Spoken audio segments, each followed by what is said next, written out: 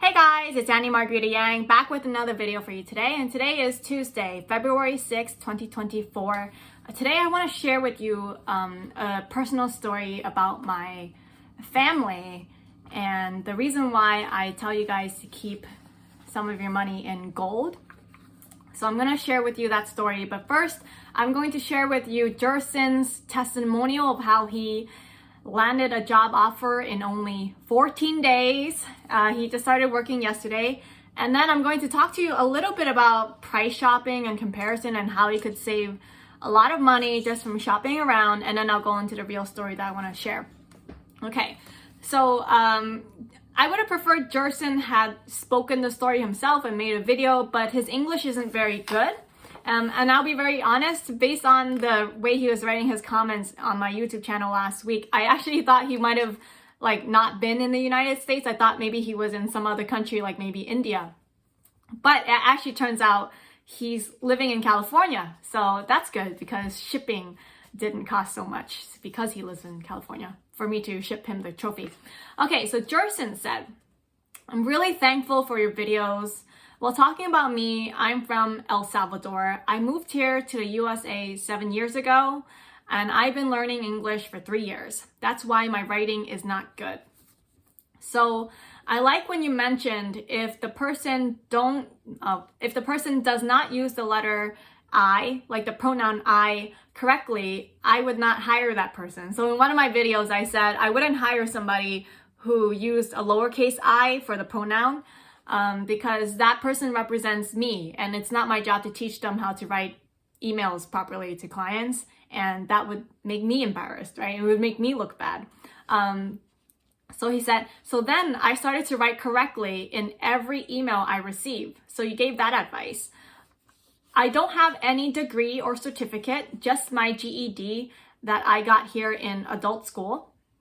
So on December 31st of last year, I had a fever for 2 days, but I was not feeling good at my job that I worked at for 4 years. I wasn't happy with that job anymore, so I decided to resign.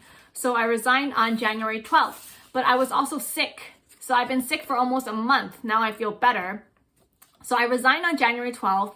I rested for a week to recover, to feel better, and started to look for jobs. So I was thinking, where should I go? I could do any job, but not like the job that I resigned. So on Thursday, I took my computer and did my Indeed account, start to apply. I applied for 3 jobs. At first, I felt mad that I didn't get any response. I thought because they put the words hiring immediately, I was thinking that they should hire me quick. And I like that. I like that because that is absolutely something that's going through a job seeker's mind. Like, well, it says for hire immediately. Why aren't you hiring me? I can start immediately, right? So good thinking there. I like it. It actually made me laugh out loud when I read it. And then he said, so I was mad. I didn't know what to do the next day. So I went to a fast food to look for a job because I was scared of the bills that I have to pay. Then on Saturday, I was looking on YouTube website about jobs and I couldn't find anything. So therein goes, I think I'm being censored because my video is probably not showing up in the search results. And then I get bored and I just wanted to quit and I give up and I told myself my last option is to work on construction because that is a Spanish job. But then I went to YouTube and I went to my subscriptions tab and I saw you post a video not very long ago. At first, I saw the photo of the video was funny. Your hair was white. And then I looked at the title.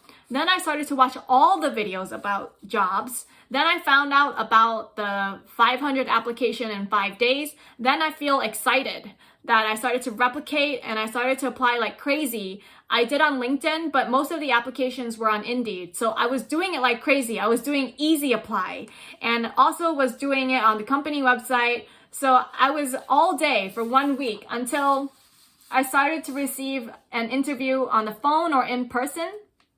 And then he said, I started this week on Monday.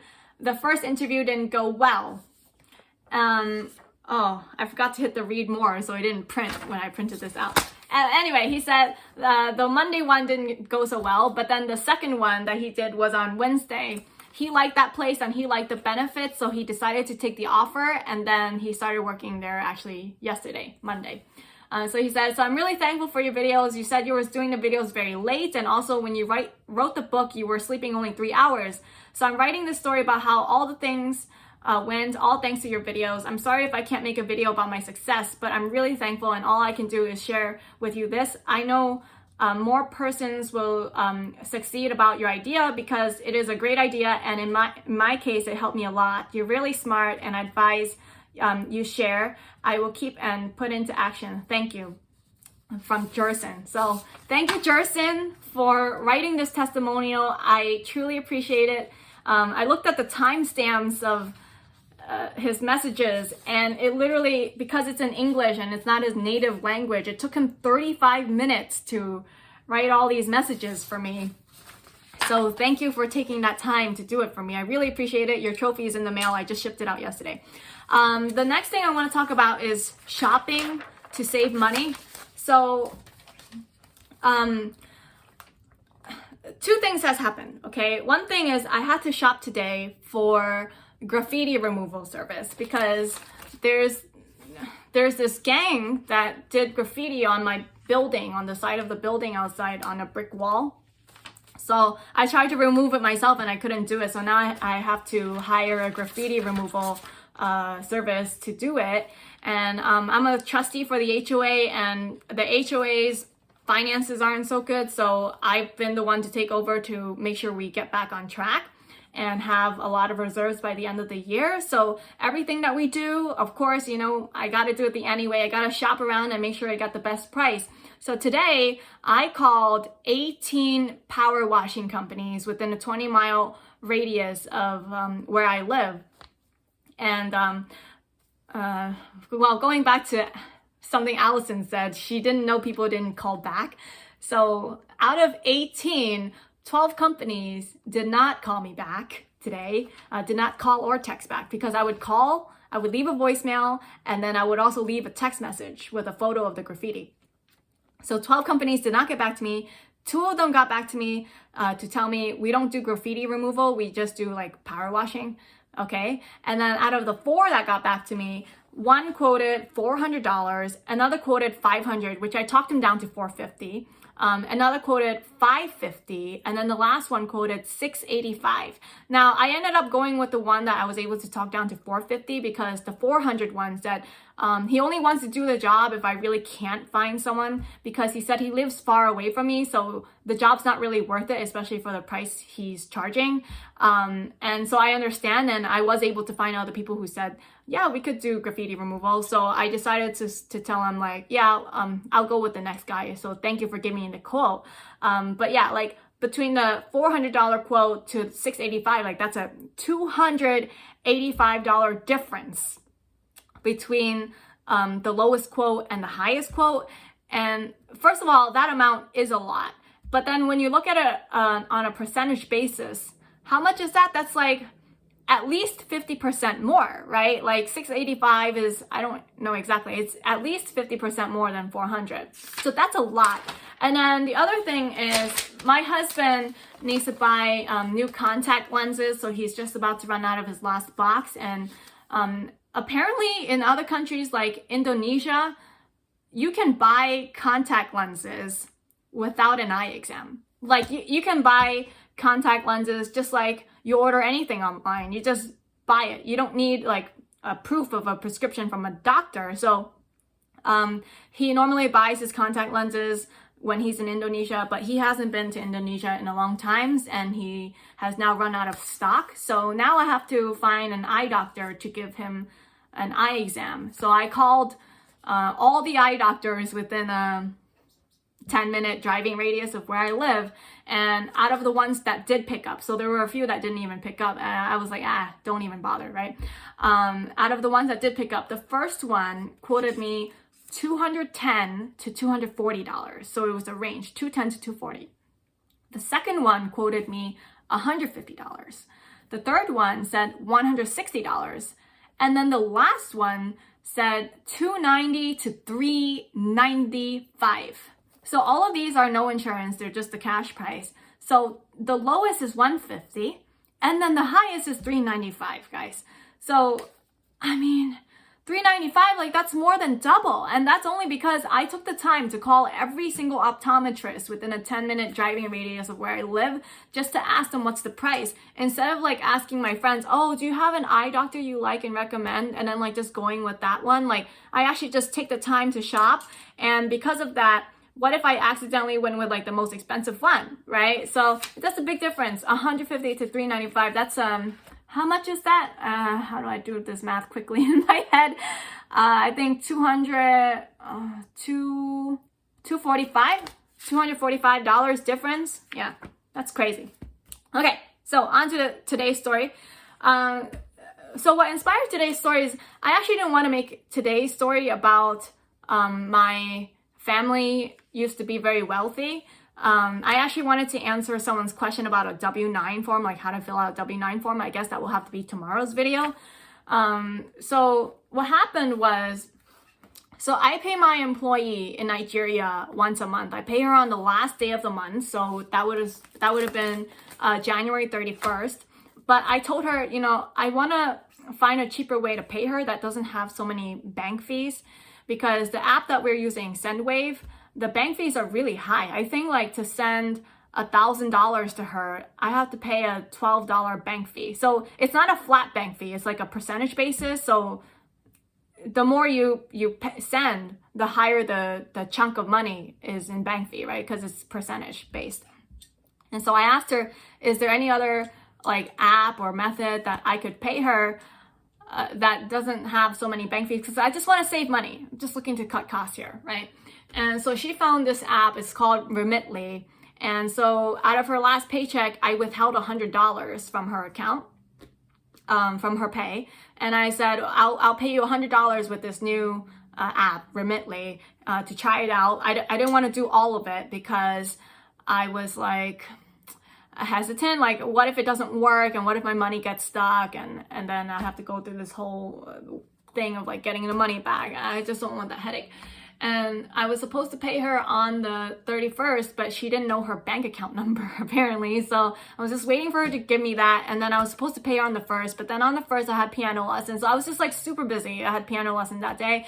And then Friday, also super busy. I just didn't have time. And then finally yesterday I sat down and I was like, okay, time for me to send her $100, right?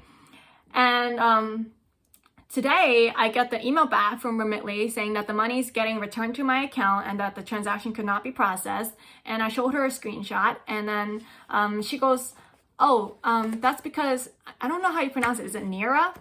I think Nera, right? In Nigerian currency is Nera. She goes, oh, that's because based on the screenshot, you didn't try to send me in US dollar because her bank account that she has is in US dollar currency. It's not Nera. It says in the app, in the screenshot, that I was trying to send her Nera. And then I was like, oh, okay, then let me just try to send $100 again, but this time I'll send it to you in dollar. And then I get on the Remly app to try to send her $100 instead of converting it to Nera. And it says, due to Central Bank of Nigeria directive, US payouts are not available. And then I was like, that's strange. Do you know anything about this? She's like, I don't. And then, so I sent her $100 with the Sendwave, but then she's like, let me do some research. What is this Central Bank of Nigeria directive? I don't know what's going on, guys. So due to censorship, there's a lot of censorship going on. When she tried to research it, she found 0 articles related to anything about this new directive. When she Googled it, like the newest, most recent articles that come up are a few months old, right? There's nothing from as of like last Friday. But when I look it up, there are stuff from last Friday.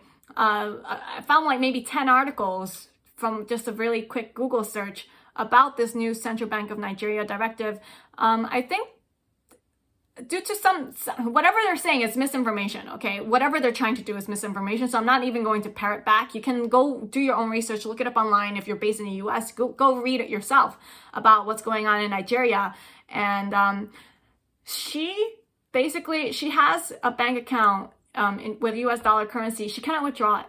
She cannot withdraw the money out of her account because there's no dollars available. Dollars are not available for withdrawal.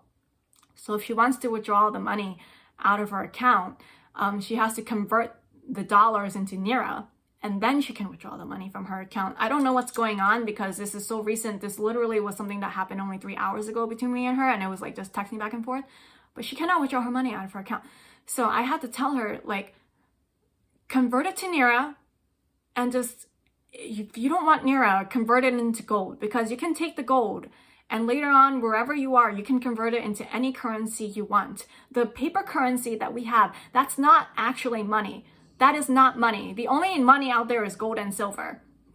This fiat currency, it's going out the door, okay? That's all I can say.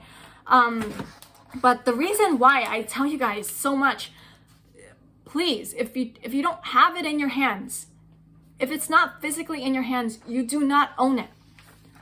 You need to have the cash, like all of the cash, physically in your hand. And people think I'm crazy. I get comments on my videos going like, you're so extreme, you know, like maybe it makes sense to have some of your cash on hand, but not all of it. But look at her.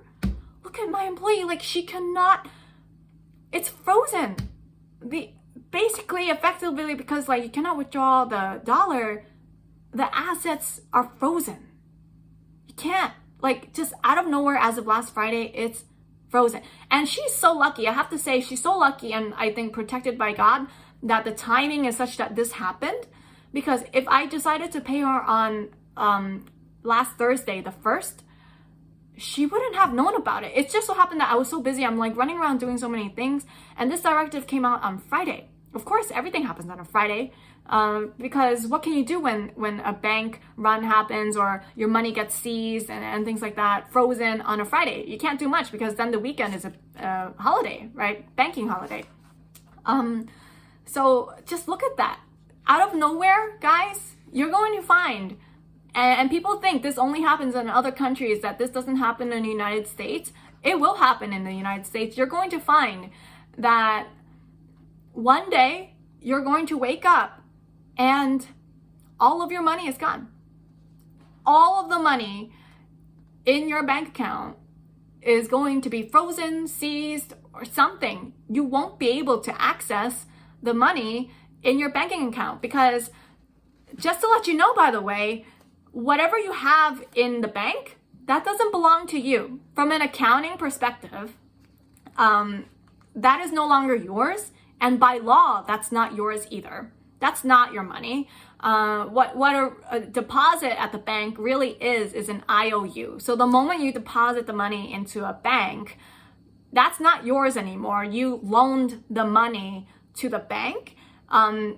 It's different from all the loans that you're used to, in that when you want your money back, you ask for the principal balance of the loan back. You can usually, almost with certainty, with trust in the system, get it on demand. It's called a demand deposit. It's really an IOU. You can withdraw on demand because they owe you the money. It's an IOU. It's a liability on the bank's balance sheet, and it's your asset. But unless it's actually in your hand, it doesn't belong to you. And I want to share with you that I didn't find out until I was in my mid-20s that my family used to actually be very rich. So not my immediate family, but my extended family. So my great-grandfather, apparently, he owned 26 pharmacy chains. It was international. So yeah, you can imagine how wealthy he was. He owned 26 pharmacy chains. Apparently the pharmacy was called Huan. I don't actually know what the Chinese characters are for that.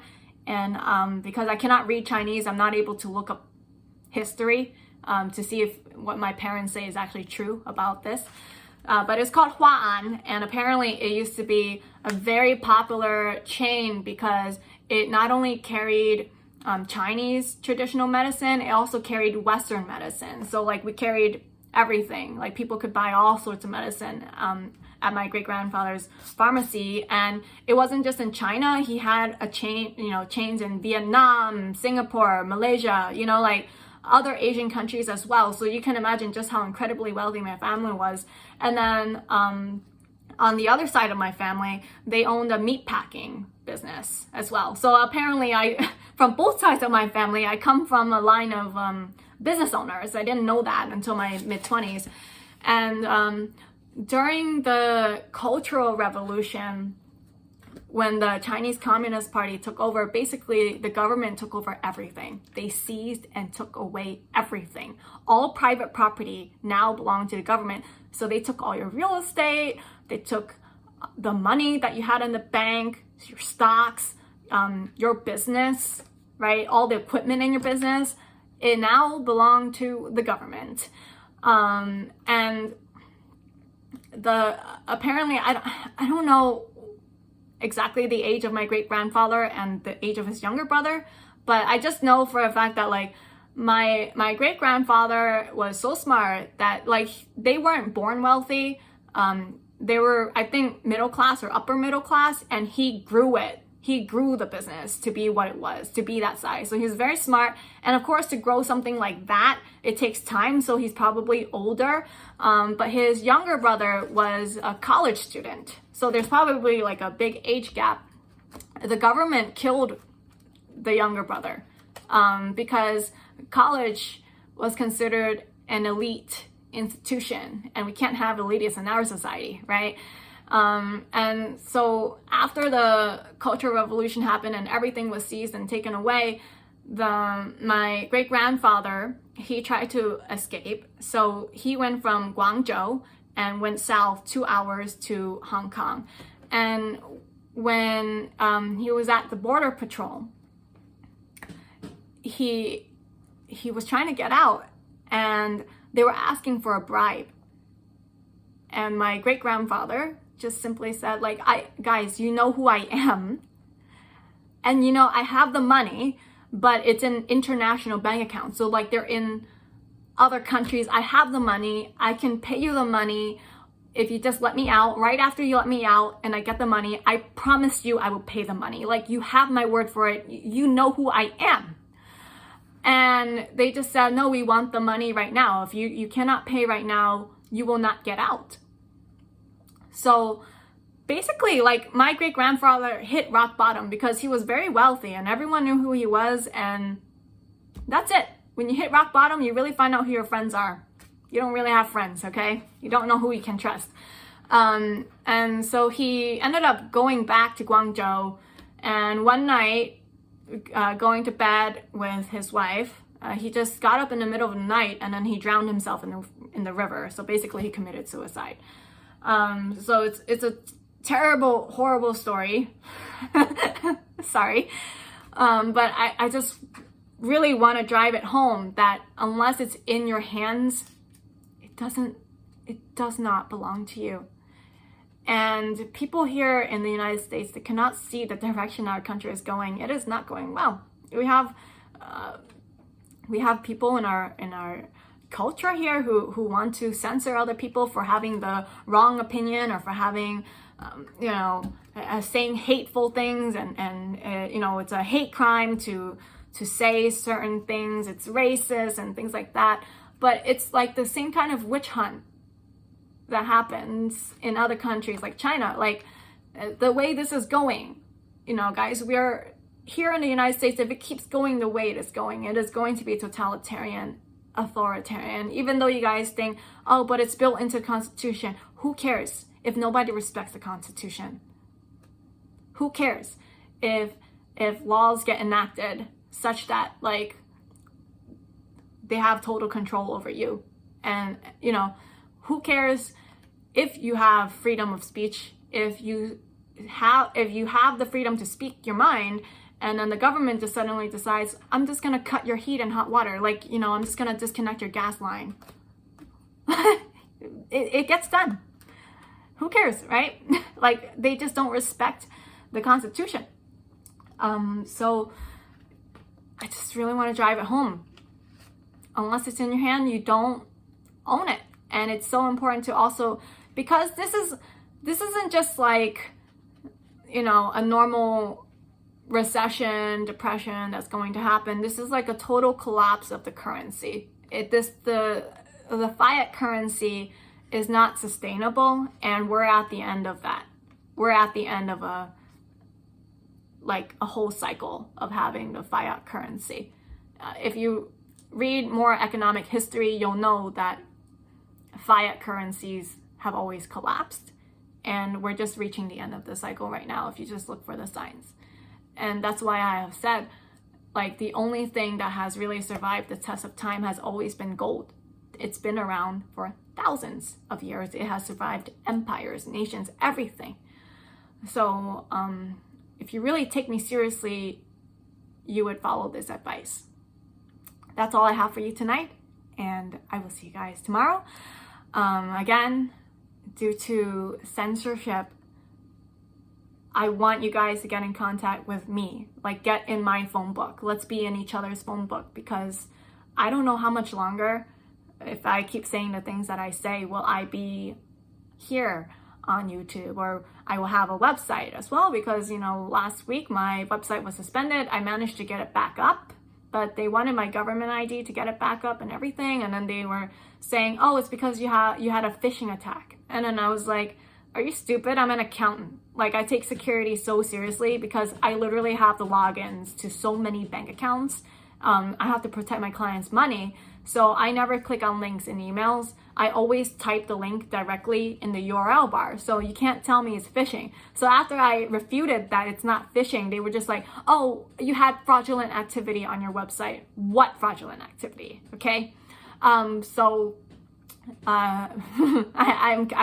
have to, what chapter was it in my book that I recommended Squarespace? I no longer recommend Squarespace at all. I'm going to have to find a new service provider to recommend. It's definitely not going to be Squarespace. I take my word back. Yeah, so stay in touch with me. Download the Signal app on your phone. Signal is end-to-end encrypted, so the government cannot read the messages between me and you. And my personal cell phone number is 806-544-2929. Text me, say hello, and I look forward to hearing from you. Take care and see you tomorrow. Bye.